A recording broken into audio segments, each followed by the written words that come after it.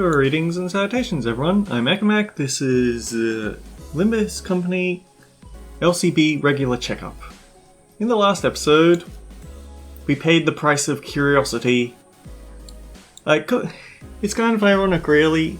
People talk about how Limbus Company players don't read. I do read. I just forget what I've read very shortly after I read it. Anyway, we've got about 3 left. I don't know if we're going to have any more battles, because that felt rather boss-like, but...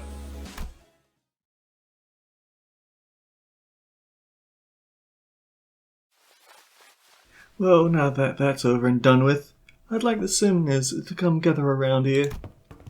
Hohenheim placed the sinners in a single file before him and began. Now, the regular checkup is complete. We finally have enough data to compare your pre-employment statuses to those of your current selves. Which means... Indeed, we're able to measure your pre-employment combat capabilities as well. And what are your conclusions? Allow me to preface this by saying that there isn't much significance in establishing this particular hierarchy of power on a linear scale. Like I said, you're all equally mediocre at present anyway, and... there's plenty of significance, alright. We've all got to know who's the big boss. Oh, right, Every time! I don't like how we have these stretches of having no music. But yeah, this is the nonsense they were talking about before they got here. Well, this is but a speculation of the worst-case scenario. We must know which one of us has the most right and authority to lead the rest of the sinners in case of our executive manager becomes, due to unknown yet inexorable circumstances, unavailable. Hey, that's... I don't listen to anyone weaker than I am. What if there was a reason I was the first one asked to introduce himself? There was a burgeoning interest among the sinners to see which one of them would be at the apex of this scale. Were they to be measured by their strengths prior to their employment? This is very silly. Hey, maybe before I lost my memories Dante, don't... It is interesting how every collective has the desire to get the clear picture of the pecking order. A negative expression of this desire may even lead to juvenile behaviors among children. For example, stealing their colleagues' lunches for meager reasons, such as scoring higher than they did on a test. You're not speaking from personal experience, are you? Thus, I believe that trying to conceal the outcome of the tests from you would be quite meaningless. Each of your placements in that line you are standing in signifies that very order you were so curious to know. I do not wish to waste any more breath on this subject. There was a long, long silence. Then the sinners all simultaneously turned to look at the person standing in front of the most position of the line. Oh! Right, the order they were in the splash screen. This has to be the longest, most awkward, most loaded silence I've ever felt in my life. Much did I wish to hold shrouded in my fathoms, yet I yearn still to convey that we are all more than meets the eye. Yet there remains a certain abundance within my heart. Perhaps the tests of this day paint a picture of both my qualities. Thus spoke I, Yi Sang. Yi Sang? I will place trust in the faith that all of you shall one day sprout wings as I have. Yi Sang, it's the other way around. Yes, the line was made from my point of view. From here, the sinner wielding that oversized lance is the one at the front of this line. Oh! Poor Yi Sang. Well, you said some cool words, though. We got this, right, Yi Sang? Well, it is quite the bashful occasion to be the centre of such fervent attention of one such company. I wouldn't say fervent is the right word. Worried, maybe? I shall be vigilant. No one seemed to have any objections or doubts about who the strongest sinner was, given the earlier event.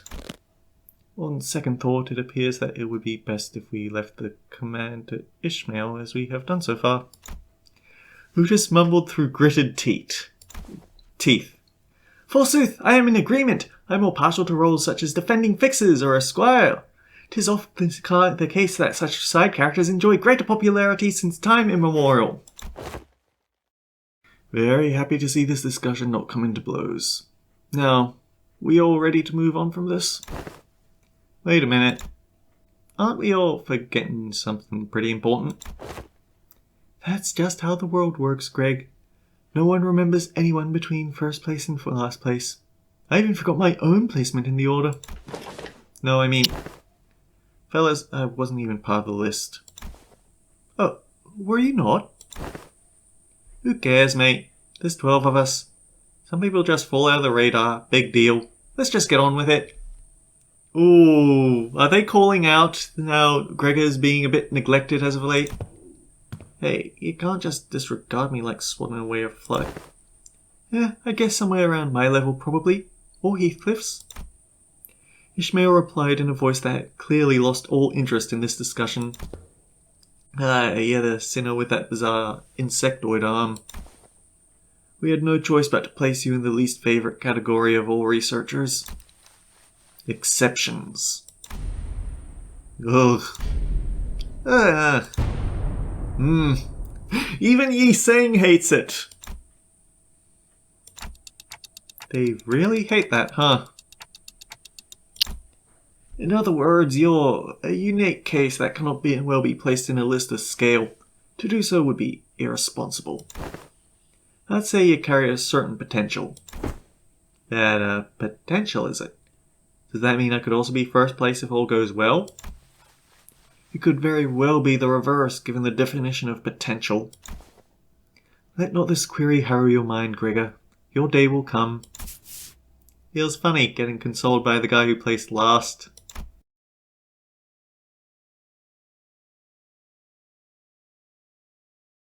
Huh. Something odd about the closing there for some reason.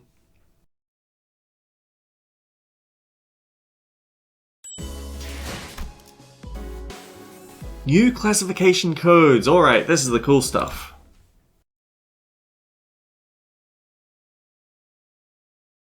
After some time passed. Next, we must discuss the classification numbers. We've been assigning risk levels for distortions, just as we have for abnormalities. The observation logs you've written for us were of great help, of course.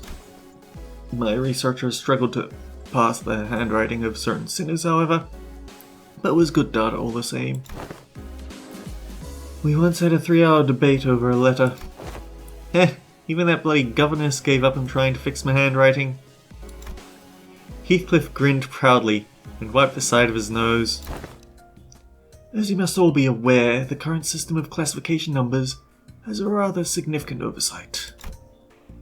Because abnormalities were creations of the former L Corps, our classification system had to be lifted whole from their system.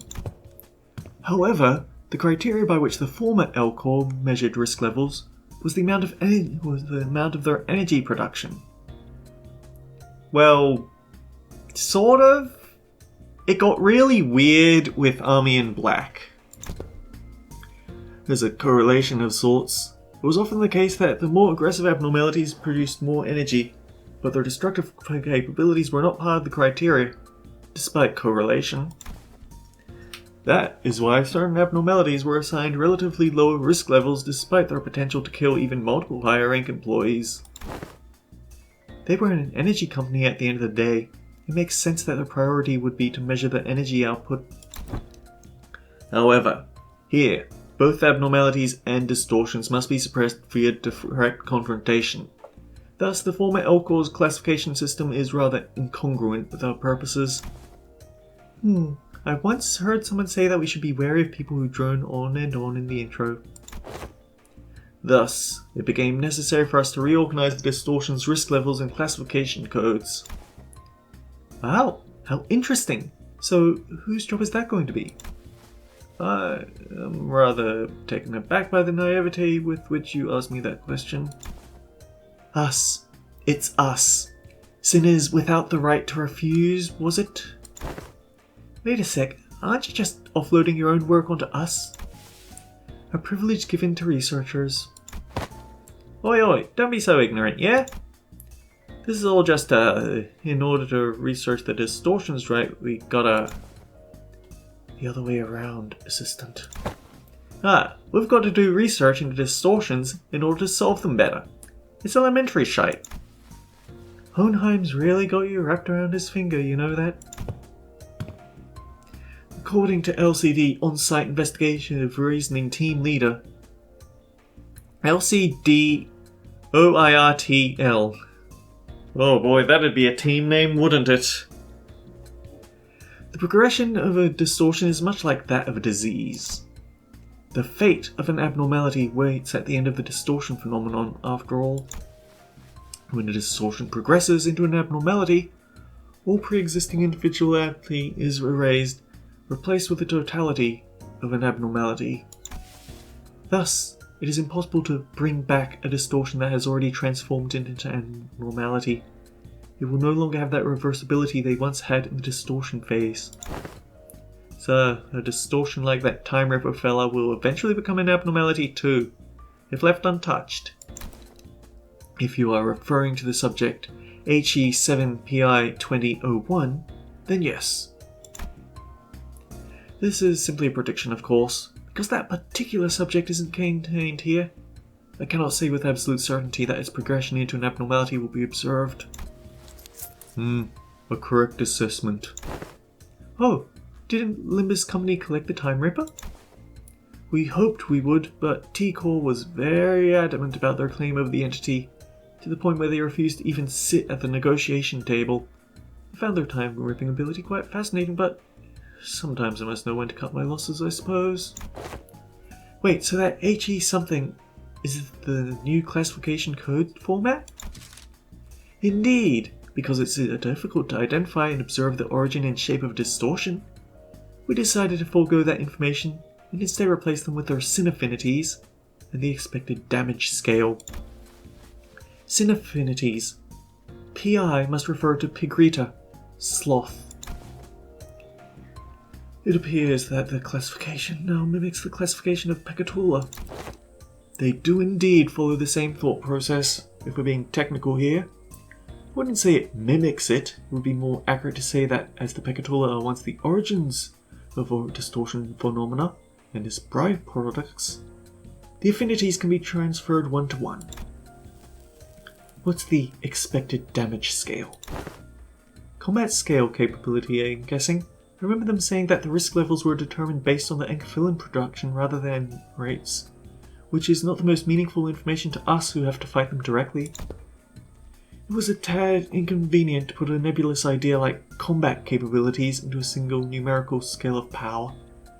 Certain entities have idiosyncrasies and variables that may make such a linear measure quite meaningless. So, instead, we decided to measure the expected amount of damage that Limbus Company personnel might suffer should they engage these entities in battle. While this Time Ripper poses very little threat against the sinners due to your idiosyncrasies, the unique nature of their weapon means they can immediately deal a nigh-fatal blow to anyone from LCC department with a single strike.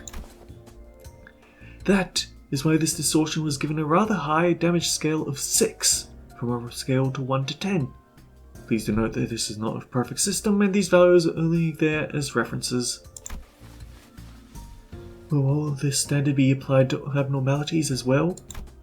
We have plans to do so, yes. Risk levels and expected damage scales will be coming before their classification codes.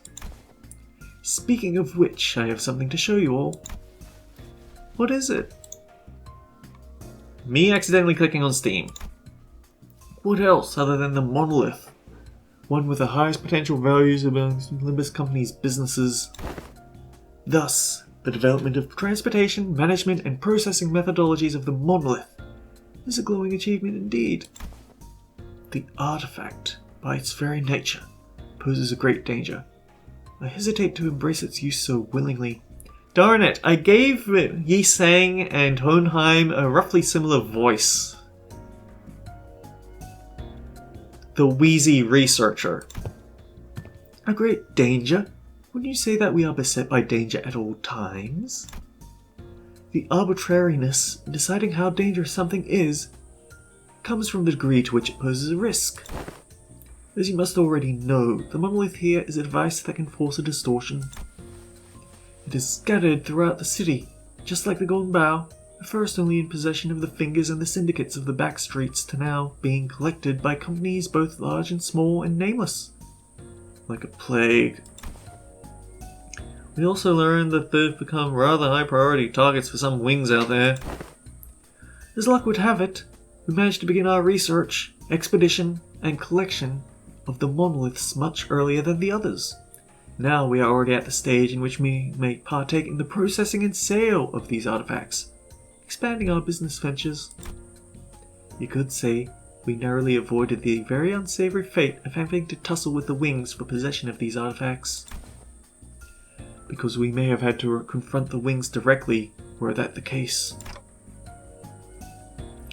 Honestly, I'm beginning to wonder if there's going to be any golden boughs left that haven't been claimed already, because it's been long enough that plenty of people have made off with them. Kathy made off with one. The Blue Blood Fiend who used one to restart La Mancha Land. I get the feeling that the rest of them are going to be in the hands of very powerful people. Asking out of pure curiosity here, what would happen if we were assigned a city threat level? Yes, how about we don't ask questions we don't ever want to find out the answers to?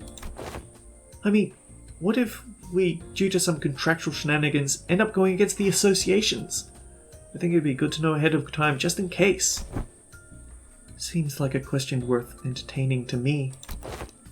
Let's see, from Canard to Star of the City, I suppose your assignment will be somewhere between Urban Plague and Urban Nightmare.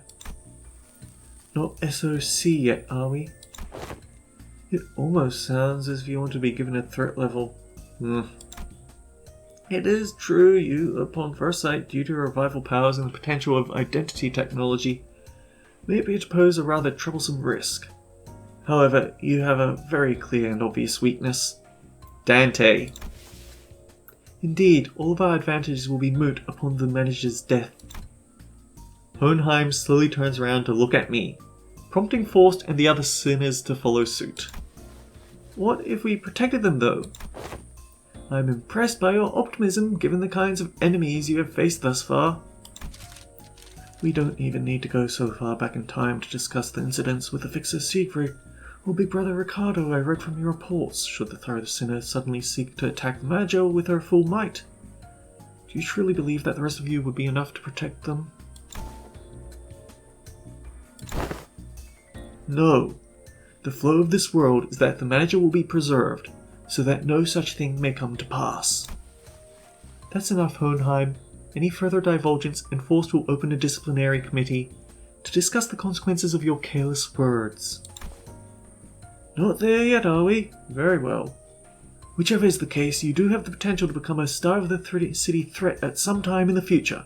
But do remember that it would be best if you could avoid that unfortunate designation. And please, don't forget, that is only true so long as you have Limbus Company's backing. If at some point we end up leaving the city and the influence of Limbus Company, then we have to be ready for a much harsher cut to all of our resources. Wait, a dungeon? Oh dear. The final checkup. Suppress the dungeon boss. No warnings on what we have to rely on, but since it is a suppress the dungeon boss, I can use all my ink filling. So let's think it over.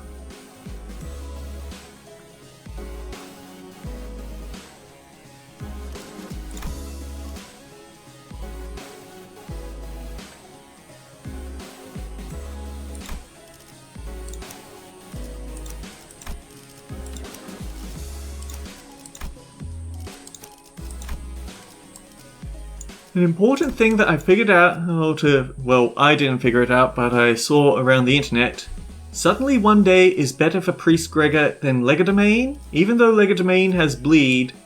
Suddenly one day gives him a healing effect at low health and a protection, which is going to be very important with how much he bleeds himself dry.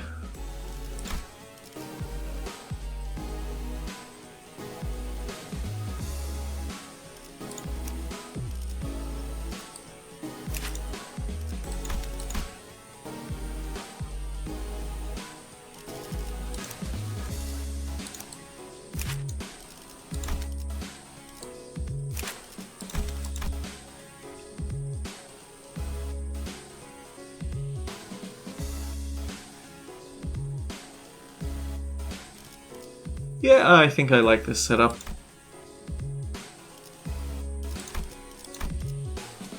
Although, there is one thing.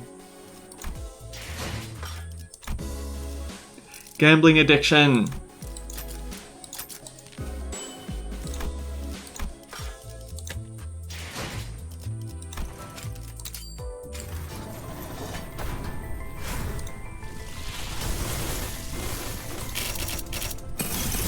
Ah, darn it.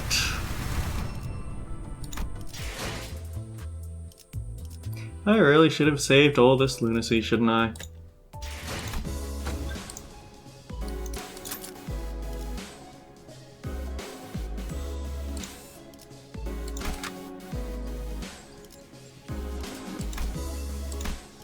And just double checking all of my ego.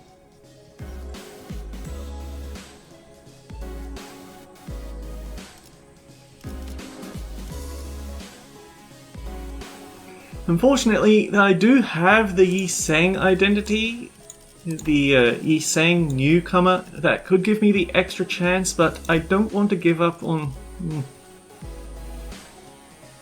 Yeah, I don't want to catch him up because of chain battles, and I don't particularly feel like using him... I feel like I'd rather use the point list. 이거 참 설레는구려.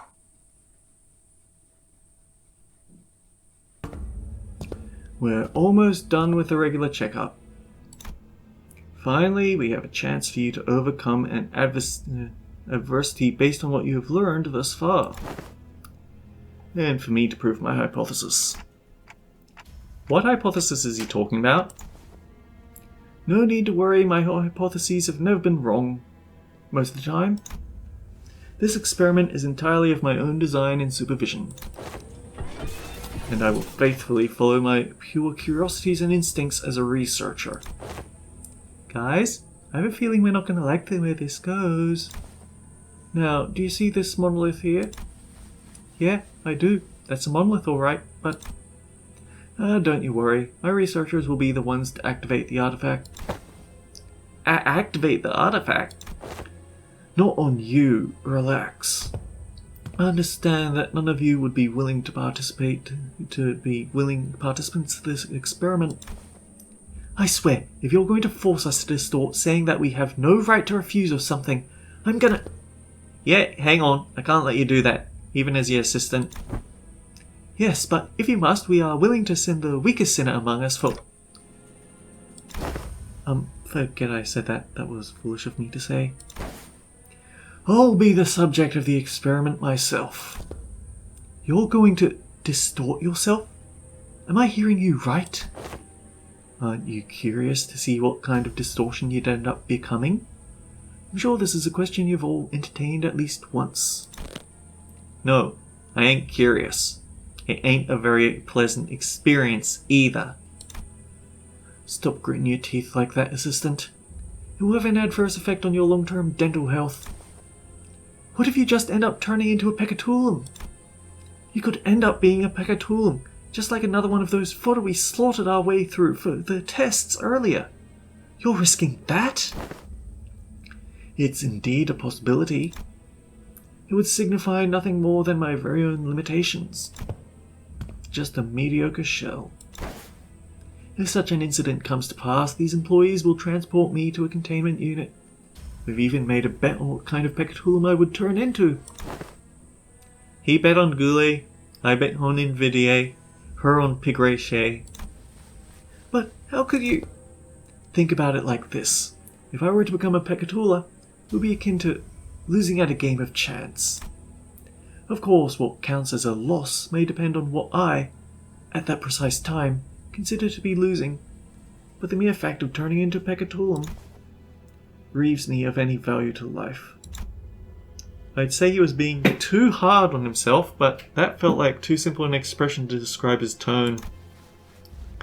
The company would most likely attempt to transport me to a containment unit, but I disagree with that decision. I would like to ask you to dispose of me on the spot. I'm well aware I'm not the kind of congenial person who earns others' favour at first meeting, if at all. I also don't believe our brief relationship is the most amicable kind. Therefore, I see little reason why you would hesitate to cut me down. Of course, sinners with gentle hearts like this young Sinclair here may express certain distaste against this decision. But once I become a Pekatulum, it may as well mean that Hohenheim, the entity, has ceased to be. So I hope no unnecessary emotions like guilt clouds your judgment in killing the Pekatulum, a mere byproduct. But what if something unexpected happens? We're talking about your life here. Don't you have any manuals with backup plans or... This is a very simple matter. Nothing more than a coin flip. Heads or tails. Wait, if you win the bet, then... Hang on.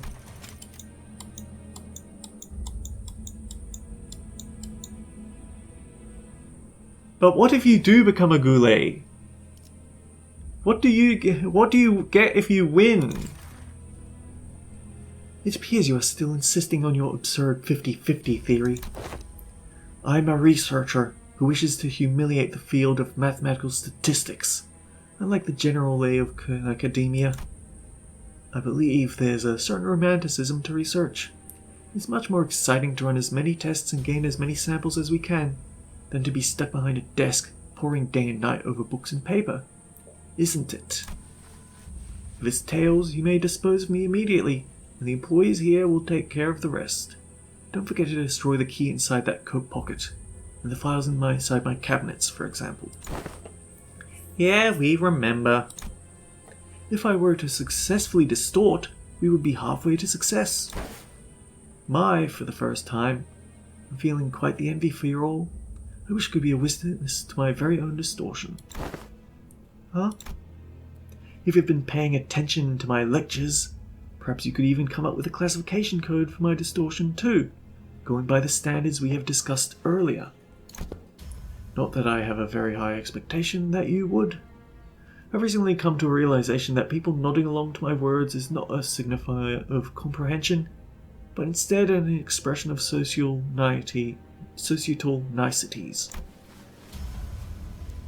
Nods.